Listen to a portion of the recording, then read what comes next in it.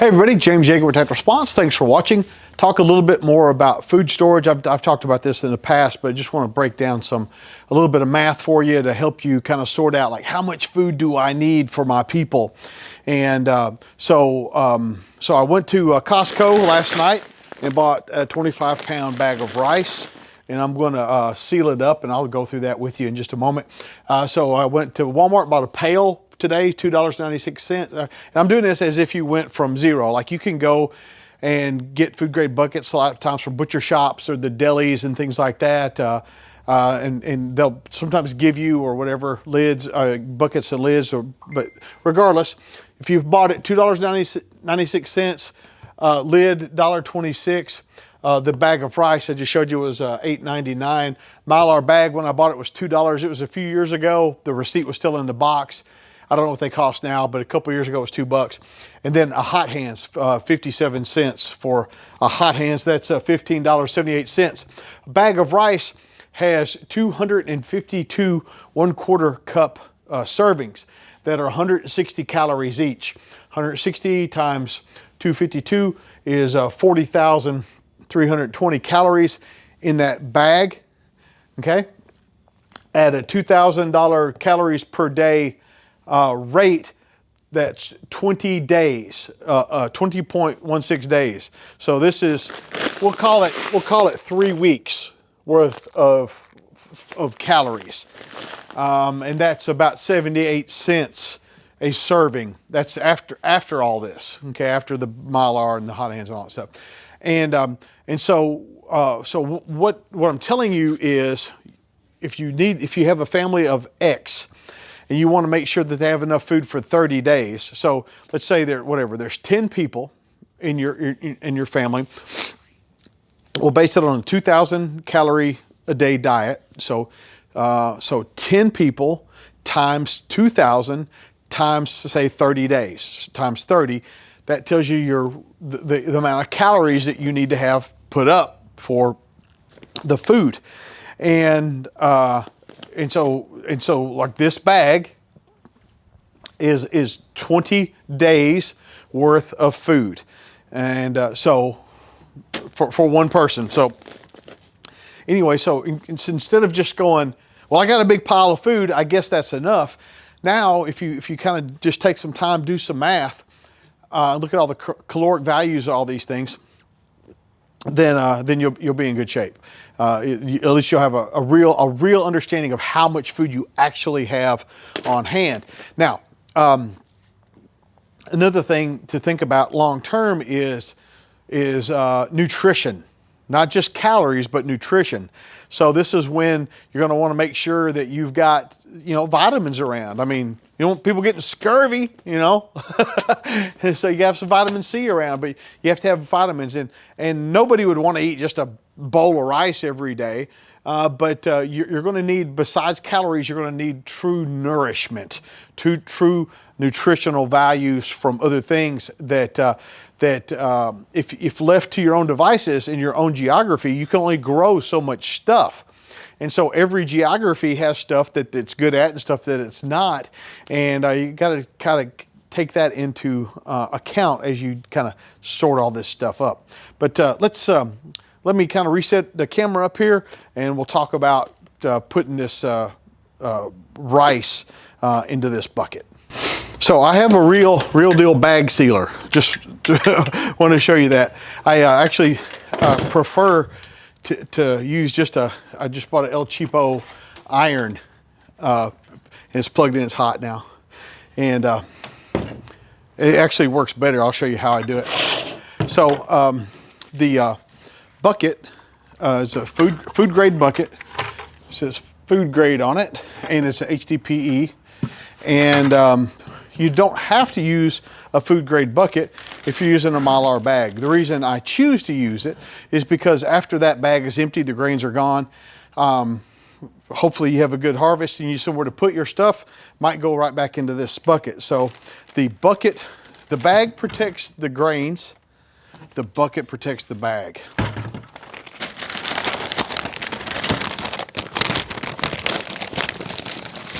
So kind of put it in, kind of mash the bottom, you know, kind of round as I can.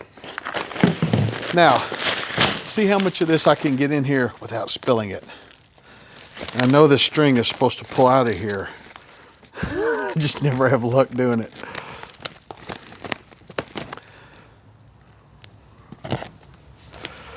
Yeah, I might.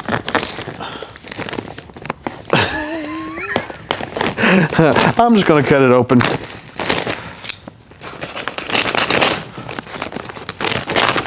And one thing I have learned is if you cut it open and leave the flap up there, you spill a whole lot more rice.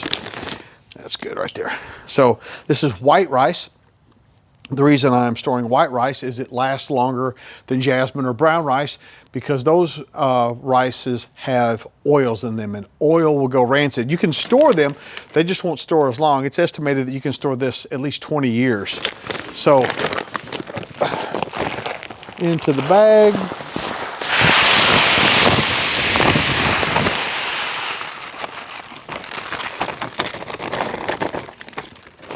Hey, I haven't spilled any yet.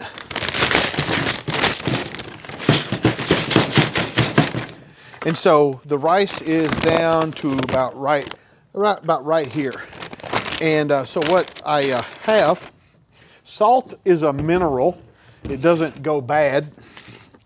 But I also have red pepper, crushed red pepper, and black pepper. Not that you have to do this, but my thing is when I crack one open, I just don't want there to be rice in there. If I get one bucket, you know, I would at least like to have some kind of seasoning in there. And so these things are usually fit right in on top of that 25 pounds. Then I use a hot hands. And what I use a hot hands for is an oxygen absorber. And this is the super hot hands, super warmer. But when these things heat up, they're actually burning oxygen. So drop that thing down in there, and the oxygen, when the oxygen is depleted inside the bag, the bugs that live inside of all grains die. Because I don't want to share this with the bugs. So I have a piece of 2x4. I lay it across, kind of mash the air out. There's not much in there to begin with, and you can only kind of do most of it on one sweep. Then I'll get the other half. Trying to get it nice and flat. So I'll take that hot iron and it's sealed. Like it's sealed up. I'm going to do another pass because that's the kind of guy I am, and I'll seal it all the way out to the end. So now I'll pull the other side up, get the rest of it. It doesn't matter if it's straight or pretty or perfect.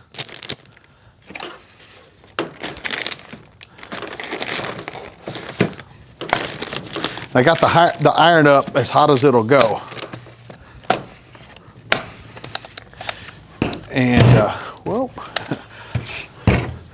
And, so that's what it looks like. It's all nice and sealed. Okay, so what I'll do is just go ahead. In case there's a little air gap somewhere, I'm gonna go ahead and just do the whole flap, just to try to because I'm here, it's not going to hurt anything. I've already got the the heat gun and the 2x4 out. So let me unplug this iron. So there's that, still nice and warm. Fold this thing up.